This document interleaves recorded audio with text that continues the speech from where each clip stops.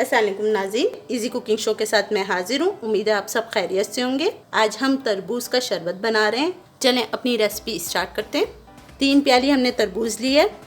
प्याली हमने ये वाली ली है, ये 3 प्याली भर के तरबूज लिया है। हमने 2 किलो तरबूज लिया था, उसका आधा तरबूज को हमने काट लिया है। 2 खाने के चम्मच हमने रूह अफ़ज़ा लिया है।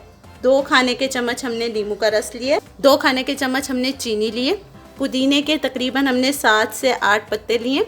1/4 टीस्पून हम लेंगे काला नमक। चलें अपनी रेसिपी स्टार्ट करते हैं। तरबूज हम जग में डालेंगे। बीज के बगैर लिए हमने तरबूज, और कोई एक आध आ भी जाए तो कोई मसला नहीं है, लेकिन अपनी तरफ से कोशिश कीजिएगा बीज निकाल लें तरबूजों के। सारे तरबूज हमने डालनी है इसमें अब हम चीनी डालेंगे। 2 खाने की चम्मच चीनी लिए। ये 2 खाने के चम्मच हमने नींबू का रस लिया, ये डालेंगे। ये 2 खाने के चम्मच हमने रूह अफ़ज़ा लिया, ये डालेंगे। ये 7 पुदीने के पत्ते लिए हमने, ये डालेंगे इसमें। ये हमने थोड़ा सा पानी लिया, ये रूह अफ़ज़ा वाली प्याली थी जिसमें हमने पानी डाला है, और इसे हम ग्राइंडर में चलाएंगे। अब बस हमने इतना चलाना है कि तरबूज पिस जाए। ये हमने ग्राइंड कर लिया, ये पिस गया। अब हम एक कोई भी बाउल लेंगे और साथ आप एक छन्नी ले लें। स्ट्रेनर आपके पास जिस किस्म का भी हो आप ले सकते हैं।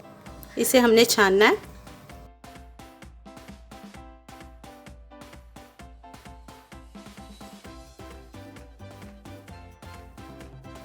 इससे एक तो ये होगा कि अगर कोई गलती से बीज चला भी गया है तो वो भी निकल जाएगा छन के। इसी तरह सारा तरबूज का जूस हमें छानना है। ये सारा हमने तरबूज का रस छान लिया। अब इसमें हम 1/4 टीस्पून काला नमक डालेंगे और अच्छी तरह मिक्स कर देंगे। ये हमारा तरबूज का शरबत तैयार है। इसे हम आपको सर्व करके दिखाते हैं। इसमें हमने बर्फ़ डाल ली। इसके डेकोरेट करने के लिए हमने पुदीने के पत्ते डाले और साइड में नींबू लगाया।